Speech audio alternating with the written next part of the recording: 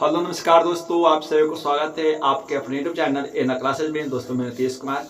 दोस्तों आपको पता है जैसा कि इधर 7-8 दिन से वीडियो नहीं आ पा रहा था दोस्तों, क्योंकि चैनल पे स्ट्राइक आ गया था और इसके लिए यूट्यूब की तरफ से 7 दिन के लिए हमारे चैनल को दोस्तों बंद कर दिया गया था। ठीक है, अब चैनल पे पुनः चालू हो गया है, तो अब यहाँ से वीडियो कंटिन्यू आपको दोस्तों मिलता रहेगा। ठीक है, हम अभी तक क्लास 12 के बायोलॉजी चैप्टर देख रहे थे दोस्तों। ठीक है, हम यहाँ पर लेकर आए अध्याय 16 पर्यावरण के मुद्दे, इन्वायरमेंटल इशू। ठीक है, हम सब इस सीरीज में टोटल 30 सवाल को दोस्तों देखेंगे। ठीक है, वो 30 सवाल जो इंपॉर्टेंट है चैप्टर वाइज, जो चैप्टर सवाल पूछा जाता है अक्सर। ठीक है, वो वीडियो अच्छा लगे तो आप लाइक जरूर कर सकते हैं, शेयर कर सकते हैं और उन तक शेयर करिए जो 12th के बच्चे हों और 24 में जो एग्जाम दोस्तों देने वाले हैं। उम्मीद होगा कि हम जो अभी भी जितने आपको रामबाण सीरीज यहाँ पे दोस्तों दे रहे हैं, ये आपके लिए बहुत फायदा होगा।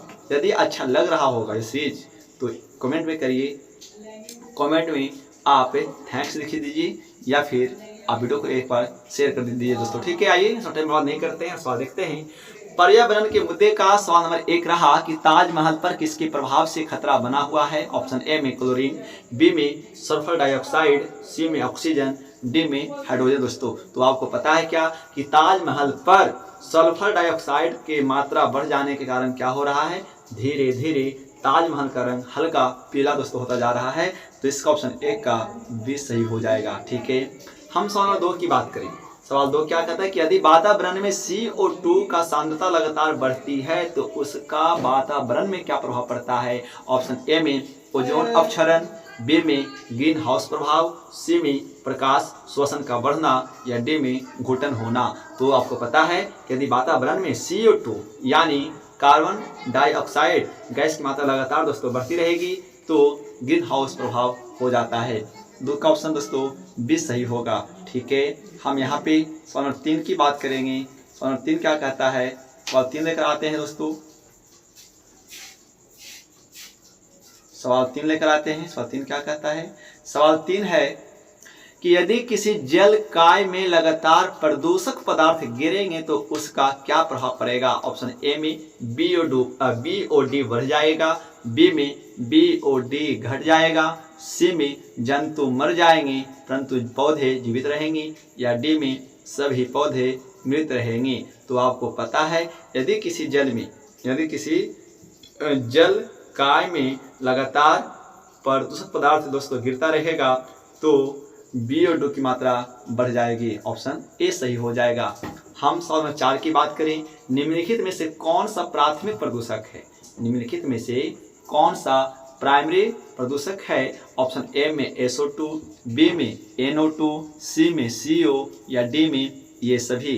तो आपको जैसा पता होना चाहिए कि निम्नलिखित में से जो पहला प्रदूषक है वो इनके अंतर्गत दोस्तों सभी आते हैं। ठीक है, तो ऑप्शन यहाँ पे 4 का डी सही हो जाएगा। ठीक है, ये बहुत इंपॉर्टेंट चैप्टर है, यहाँ पे जो सवाल आने वाला है अक्सर। ठीक है, क्योंकि इन्वायरमेंटल इशू से सवाल हमेशा लगातार आते रहते हैं। यहाँ से इस चैप्टर से दोस्तों 4 से 5 सवाल आपको आता है। ये अध्याय 16 हमने आपको पढ़ा रखा है यूट्यूब पे। ठीक है, तो देख सकते हैं वीडियो को और सवाल लगा सकते हैं। ठीक है, यदि आपको सवाल स्क्रीन पे देख रहे हैं और यदि आपको आंसर पहले से आता है तो आप उसका आंसर कमेंट में जरूर दीजिएगा। सवाल 5 है कि ओजोन के निम्नीकरण के लिए उत्तरदायी हैं। यानी ओजोन पर जो क्षय हो रहा है वो किसके कारण। ऑप्शन ए में Cl परमाणु के कारण, बी में O परमाणु के कारण, सी में NO परमाणु के कारण या डी में SO2 परमाणु के कारण। तो आपको पता है दोस्तों ओजोन का जो निम्नीकरण हो रहा है वह Cl परमाणु के कारण। 5 का ये सही हो जाएगा। हम सवाल नंबर 6 की बात करेंगे कि प्रमुख ग्रीन हाउस गैस कौन सा है। ऑप्शन ए में CH4, बी में CO2, सी में CFCS, डी में NO। तो आपको पता है कि इनमें से जो ग्रीन हाउस गैस, जो प्रमुख ग्रीन हाउस गैस है दोस्तों वह है आपका CO2 कार्बन डाइऑक्साइड। सवाल नंबर 7 की बात आएंगे।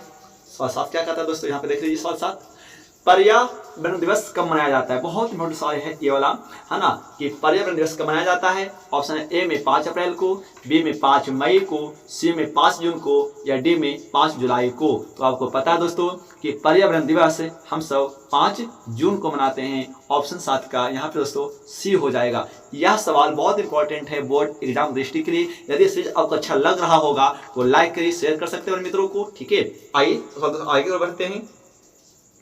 हम सब यहाँ पे सब मिलकर के एकदम गर्दा मचाने वाले हैं, और अच्छा लगे ना तो जरूर सब शेयर कीजिए उन मित्रों को जो 24 में बच्चे एग्जाम देने वाले हैं दोस्तों। सवाल 7 के बाद सवाल 8 में आएंगे। सवाल हमारा 8 क्या कहता है? सवाल दोस्तों 8 है क्या कि बायो मैग्निफिकेशन का अर्थ होता है ऑप्शन ए में वातावरणीय कारकों का मनुष्य द्वारा विस्तारण, बी में खाद्य उपभोग के कारण जीवों की संख्या में वृद्धि, सी में मानव जनसंख्या में वृद्धि, या डी में खाद्य श्रृंखला के अंत में अजैव निम्नीकरण प्रदूषकों की सांद्रता में वृद्धि। तो आपको दोस्तों पता है कि बायो मैग्निफिकेशन का अर्थ होता है खाद्य श्रृंखला के अंत में अजैव निम्नीकरण प्रदूषकों की सांद्रता में वृद्धि। दोस्तों 8 का यहाँ पे डी सही हो जाएगा। ठीक है, सवाल नंबर 9 की बात करेंगे। जल प्रदूषण का कारण है, यानी किसके वजह से जल प्रदूषण हो जाता है? ऑप्शन ए में प्लवक की वृद्धि के कारण, बी में औद्योगिक बहिस्राव के कारण, सी में वर्षा के कारण, या डी में पादप एवं जंतुओं के अपशिष्ट के कारण। तो आपको दोस्तों पता है कि जल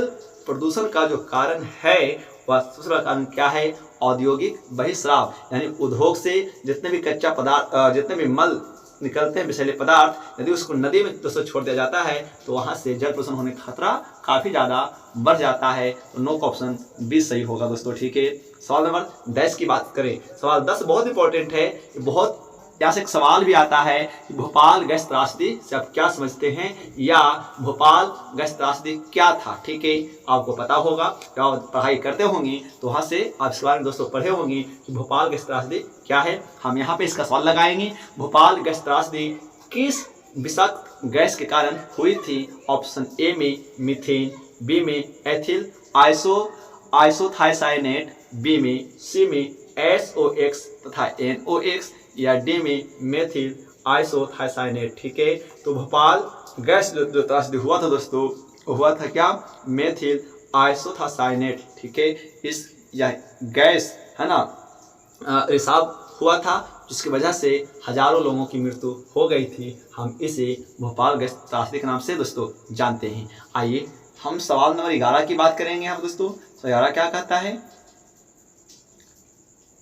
आप सबको यदि सीरीज अच्छा लग रहा होगा ना तो वीडियो को लाइक करिए, शेयर कीजिए। ठीक है, और अच्छा लगे तो मित्रों को दोस्तों शेयर कर सकते हैं यहाँ पे। ठीक है, सवाल 11 के ऊपर बढ़ते हैं, क्योंकि कहा जाता है सफलता बातों से नहीं दोस्तों, सफलता रातों से मिलता है मेरे शेरों। ठीक है, तो आप इस प्रकार से बने रहिए चैनल पे और अंत तक वीडियो को देखते रहिएगा, बहुत मजा आएगा सवाल में। ठीक है, तो जैसे सवाल आगे बढ़ेगा वैसे दोस्तों आपको मजा आने वाला है। हम सवाल 11 की बात करेंगे। निम्नलिखित में से कौन वायु प्रदूषक गैस है और अम्ल वर्षा बनाती है? ऑप्शन ए में ऑक्सीजन, बी में हाइड्रोजन, सी में नाइट्रोजन, या डी में सल्फर डाइऑक्साइड। तो आपको पता है कि निम्नलिखित में से जो सबसे बड़ा जो वायु प्रदूषक है दोस्तों वह है यहाँ पे सल्फर डाइऑक्साइड, और यही जाकर के वायुमंडल में ऑक्सीजन से क्रिया करके सल्फर डाइऑक्साइड का निर्माण करती है। ठीक है, ऑप्शन इसका डी सही हो जाएगा। हम सवाल नंबर 12 की बात करेंगे। ध्वनि की व्यवहारिक तीव्रता जिसे एक व्यक्ति बिना किसी सुविधा के सहन कर सकता है वह कितना है? ऑप्शन ए में 150 dB, dB का अर्थ तो होता है डेसिबल। ठीक है, आपको पता है कि ध्वनि को 100 डेसिबल में मापते हैं। ठीक है, ऑप्शन ए में 150 dB, बी में 215 dB, सी में 30 dB, या डी में 70 dB। तो एक व्यक्ति जो ध्वनि का व्यवहारिक तीव्रता जो बहुत सुविधा से सहन कर सकता है दोस्तों वह होने वाला है कितना? 70 dB से लेकर के 80 dB तक एक व्यक्ति अच्छे तरीके से सुन सकता है। यदि इससे ज़्यादा आवाज़ बढ़ेगा तो उस मनुष्य को बेचैनी होना महसूस शुरू हो जाता है। हम सवाल नंबर 13 की बात करेंगे। स्वच्छ जलीय जलाशयों पर पाई जाने वाली हरी परतें हैं किसका? ऑप्शन ए में नील हरित शैवाल का, बी में लाल शैवाल का, सी में हरे शैवाल का, डी में ए तथा सी दोनों। तो स्वच्छ जलीय जितने भी जलाशय हैं यदि आप उस पर जाते होंगे तो हरी हरी परत जम जाती है दोस्तों, वो किसका परत होता है? तो वह परत होता है नीला हरित शैवाल का। नहीं दोस्तों, और बताइए किसका होता है? तो ए और सी दोनों का। नीला हरित शैवाल का तो होता ही होता है, साथ में हरे शैवाल का होता है। इसका ऑप्शन सही डी दोस्तों हो जाएगा, ए और सी दोनों। चलिए मेरे मित्रों हम आगे को बढ़ेंगे। सवाल 14 क्या कहता है हमारा? सवाल 14 है मेरे मित्र,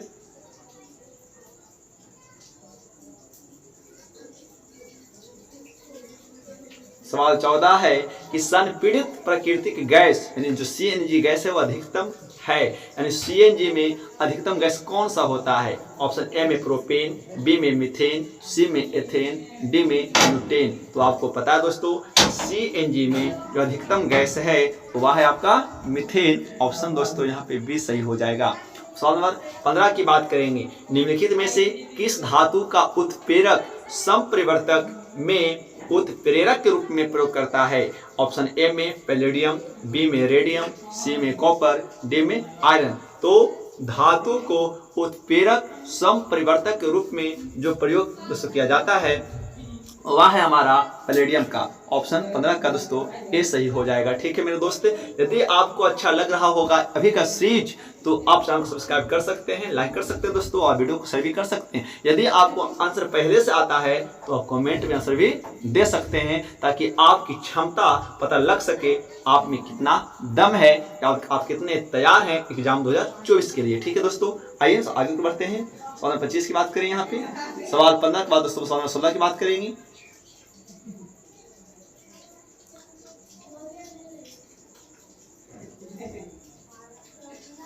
दोस्तों यहाँ पर सवाल 16 की बात करेंगे। सवाल 16 है कि निम्नलिखित में से कौन सी गैस वायु प्रदूषक का कारण नहीं है? ऑप्शन ए में कार्बन डाइऑक्साइड, बी में कार्बन मोनोऑक्साइड, सी में हाइड्रोजन, या डी में सल्फर डाइऑक्साइड। तो इनमें से कौन से गैस के द्वारा वायु प्रदूषण दोस्तों नहीं होता है? तो वह आपका है हाइड्रोजन। ठीक है, इससे वायु प्रदूषण दोस्तों नहीं हो सकता है। 16 का ऑप्शन सी सही हो जाएगा। ठीक है, सवाल 17 की बात करेंगे दोस्तों। सवाल नंबर 17 की बात करेंगे। सवाल 17 है जल प्रदूषण होता है ऑप्शन ए में हवाई जहाज से, बी में स्वचालित वाहनों से, सी में 2, 4, डी और कीटनाशकों से, डी में धूम्रपान से। तो आपको पता है दोस्तों कि जो जल प्रदूषण का जो कारण हो सकता है वह क्या हो सकता है? 2, 4, डी कीटनाशकों से। ऑप्शन 17 का दोस्तों सी सही हो जाएगा। ठीक है, हम सवाल यहाँ पर 18 की बात करेंगे। सवाल 18 क्या कहता है? अम्ल वर्षा का मुख्य कारण क्या है? ऑप्शन ए में कार्बन डाइऑक्साइड तथा ऑक्सीजन, बी में कार्बन डाइऑक्साइड तथा जल, सी में सल्फर डाइऑक्साइड तथा नाइट्रोजन डाइऑक्साइड, डी में कार्बन मोनोऑक्साइड तथा कार्बन डाइऑक्साइड। तो दोस्तों जो अम्ल वर्षा का जो मुख्य कारण है वह है सल्फर डाइऑक्साइड और नाइट्रोजन डाइऑक्साइड। ये सभी गैसें वायुमंडल में जा करके ऑक्सीजन से क्रिया करके अम्ल का निर्माण करता है, और जब यही अम्ल पानी के रूप में जब वर्षा होती है दोस्तों और जब गिरता है तो इसे ही अम्लीय वर्षा यहाँ पे दोस्तों कह देते हैं। ठीक है, चलिए हम यहाँ सवाल आगे और बढ़ेंगे और सवाल आगे दोस्तों क्या कहता है उसके बारे में। ठीक है, आप सबको यदि अच्छा लग रहा होगा सीरीज तो आप इसको लाइक और सब्सक्राइब कर सकते हैं चैनल को। ठीक है, सवाल 11 क्या कहता है? वायु प्रदूषण के विश्वसनीय संकेतक हैं। ऑप्शन ए में हरी शैवाल तथा जलीय लिवरवर्ट्स, बी में फर्न तथा साइकस, सी में लाइकेन तथा मॉस, डी में नीम तथा आम। तो वायु प्रदूषण का जो सबसे बड़ा संकेतक है हम इसे पता लगा सकते हैं कि वायु प्रदूषण है बढ़ रहा है या नहीं दोस्तों, वह है यहाँ पे सबसे बड़ा जो है लाइकेन तथा मॉस है ना। ये एक ऐसे पौधा है जिसे पता कर सकते हैं वायु प्रदूषण की मात्रा को पता कर सकते हैं। सवाल नंबर 20 की बात करें। निम्नलिखित में कौन वायु प्रदूषक गैस हैं और अम्लीय वर्षा बनाता है? ऑप्शन ए में सल्फर डाइऑक्साइड, बी में ऑक्सीजन, सी में नाइट्रोजन, डी में दोस्तों हाइड्रोजन। तो इसमें से जो सबसे ज़्यादा जो वायु प्रदूषक है याद रखिएगा SO2 और NO2, यहाँ केवल क्या दिया गया है SO2 सल्फर डाइऑक्साइड। 20 का दोस्तों ए सही हो जाएगा। ठीक है, हम सवाल नंबर 21 की बात करेंगे। निम्न में से किसे प्राकृतिक प्रदूषक कहते हैं? ऑप्शन ए में धूल, बी में वायुमंडलीय नाइट्रोजन, सी में जंगल की आग, या डी में इनमें से कोई नहीं। तो जो प्राकृतिक प्रदूषक हैं वो क्या है दोस्तों? वह है जंगल की आग। ठीक है, ऑप्शन इसका सी सही हो जाएगा मेरे मित्र। हम सवाल आगे को बढ़ेंगे। सवाल 22 की बात करेंगे दोस्तों। यदि सीट आपको अच्छा लग रहा होगा यहाँ से तो आप एक बार जरूर चैनल पर सब्सक्राइब आकर के दोस्तों कर सकते हैं। ठीक है, सवाल 22 क्या कहता है मेरे दोस्त? ग्रीन हाउस प्रभाव किसके कारण होता है? ऑप्शन ए में वायुमंडल में O3 की परत, बी में पृथ्वी पर पहुंचने वाला अवरक्त प्रकाश, सी में वायुमंडल में CO2, SO2 तथा CH4 या डी में इनमें से कोई नहीं। तो दोस्तों जो ग्रीन हाउस प्रभाव होता है वह सबसे जो इसका बड़ा कारण है वह है वायुमंडल में SO2 और CO2। ठीक है, ऑप्शन दोस्तों सी सही हो जाएगा। ठीक है, अब हम यहाँ पे सवाल नंबर 23 की बात करेंगे। दोस्तों हम इस सीरीज में टोटल 30 सवाल लेकर आए हैं। ठीक है, जिसमें से हमने अभी तक यहाँ पे कुल 23 सवाल को हमने दोस्तों देखा है। ठीक है, सवाल नंबर 23 क्या कहता है मेरे मित्र, मेरे शेर और शेरनी, सवाल 23 क्या कहता है, फसलों पर DDT का छिड़काव से कौन सा प्रदूषण होता है? ऑप्शन ए में केवल वायु प्रदूषण, बी में वायु तथा मृदा प्रदूषण, सी में वायु जल तथा मृदा प्रदूषण या डी में केवल जल प्रदूषण। तो फसलों पर हम जब DDT का छिड़काव करते हैं तो इससे वायु प्रदूषण, जल प्रदूषण और मृदा प्रदूषण दोस्तों होता है। यहाँ पे 23 का ऑप्शन मेरे मित्र सी सही हो जाएगा। ठीक है, सवाल 24 की बात करेंगे। पारा जो HG है, पारा युक्त मछलियों को खाने से कौन सा रोग हो सकता है? ऑप्शन ए में फेफड़ों का कैंसर, बी में मिनमाटा, सी में ब्राइट का रोग, डी में इस सभी। यदि जो मछली में पारे की मात्रा है उसको दोस्तों खाएंगे यहाँ पे तो हम सबको मिनमाटा नामक रोग हो सकता है। इसीलिए समुद्री मछली ज़्यादातर इस्तेमाल करना नहीं चाहिए, आप लोकल मछली इस्तेमाल करिए दोस्तों। ठीक है, तो समुद्र में पारा की मात्रा यदि कहीं से भी उपलब्ध हो जाती है और जब वो मछली खाती है और जब आप उस मछली को जब आप खाएंगे दोस्तों तो पारे के कारण जब आपके शरीर में पारा प्रवेश करेगा तो आपको मिनमाटा नामक रोग हो सकता है मेरे मित्र। ठीक है, सवाल 25 की बात करेंगे। BOD से क्या अभिप्राय है? BOD से क्या अभिप्राय है? ऑप्शन ए में बड़े टैंकों में शैवाल उगाना, बी में बायोकेमिकल ऑक्सीजन डिमांड, सी में बायोलॉजिकल ऑक्सीजन डिमांड या डी में बी तथा सी दोनों दोस्तों। तो BOD का जो अभिप्राय है वह है बायोकेमिकल ऑक्सीजन डिमांड। 25 का डी सही होगा, बी तथा सी दोनों। अब हम यहाँ पे दोस्तों सवाल 26 की बात करेंगे मेरे मित्र। और 26 क्या कहता है, सवाल 26 क्या कहता है सुन लीजिए, बहुत इजी है सवाल 26। ओजोन परत पर पतली या नष्ट हुई है ना? कहाँ? ऑस्ट्रेलिया में, बी में यूरोप में, सी में अंटार्कटिका में या डी जापान में दोस्तों। तो ओजोन परत की जो पतली परत नष्ट हुई है वो कहाँ हुआ है? अंटार्कटिका में। 26 का मेरे मित्र सी सही हो जाएगा। ठीक है, 26 का दोस्तों सी सही हो जाएगा। ठीक है, अब हम यहाँ पे मेरे मित्र 27 की बात करेंगे। और 27 क्या कहता है, DDT है क्या है? ऑप्शन ए में प्रतिजैविक, बी में प्रतिरोधी, सी में जैव निम्नीकरण प्रदूषक या डी में इनमें से सभी। तो DDT क्या है? तो DDT है मेरे मित्र यहाँ पे जैव निम्नीकरण प्रदूषक। ऑप्शन 27 का सी सही हो जाएगा। यदि हम मेरे मित्र हम सवाल 28 नंबर की बात करेंगे। CO का विषैला प्रभाव होता है क्योंकि हीमोग्लोबिन के लिए इसकी बाध्यता ऑक्सीजन की तुलना में होती है। ऑप्शन ए में 20 गुना अधिक, बी में 250 गुना अधिक, सी में 1000 गुना अधिक या डी में 2 गुना अधिक। तो CO का जो विषैला प्रभाव होता है दोस्तों हमारे हीमोग्लोबिन पे वो क्या होता है? वह होता है 250 गुना अधिक हो जाता है। ठीक है, ऑप्शन बी सही हो जाएगा। यदि हम दोस्तों 29 की बात करेंगे, ऊर्जा का सबसे अच्छा स्रोत जो कभी प्रदूषण नहीं फैलाता है वह है ऑप्शन ए में लकड़ी, बी में कोयला, सी में सौर ऊर्जा या डी में न्यूक्लियर ऊर्जा। तो ऊर्जा का सबसे जो अच्छा स्रोत है जो कभी भी प्रदूषण नहीं फैलाता दोस्तों वह है सौर ऊर्जा। 29 का दोस्तों सी सही हो जाएगा। 29 का दोस्तों यहाँ पे सी सही हो जाएगा मेरे मित्र। जो 29 का दोस्तों जो सही आंसर हो जाएगा वो है आपका यहाँ पे कौन? सौर ऊर्जा। ठीक है, जो कभी प्रदूषण नहीं फैलाता दोस्तों। ऑप्शन इसका सी सही हो जाएगा। दोस्तों इस सीरीज का लास्ट सवाल नंबर 30 रह गया है। आइए सवाल 30 देखते हैं। इसका आंसर आपको खुद यहाँ पर देना पड़ेगा, जब जानते हैं तब।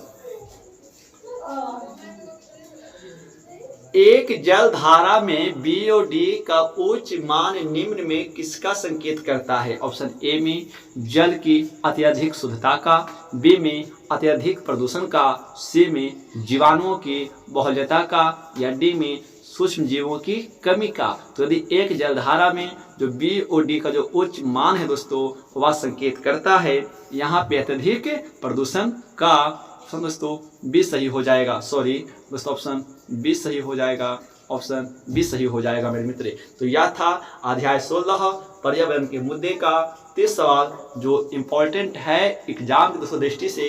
तो आप इसे लाइक कीजिए, वीडियो को खूब प्यार दीजिए और एक बार जरूर लिखेंगे दोस्तों जय हिंद। तो दोस्तों ANR क्लासेज पे यहाँ पे दोस्तों सभी क्लासों की पढ़ाई हो रही है, ठीक है। बस दोस्तों इसको आप सब्सक्राइब कर लीजिए, अच्छा लगे तो लाइक कीजिए। थैंक्स फॉर वॉचिंग, जुड़े रहिए ANR क्लासेज के साथ। जय हिंद, वंदे मातरम, जय श्री राम।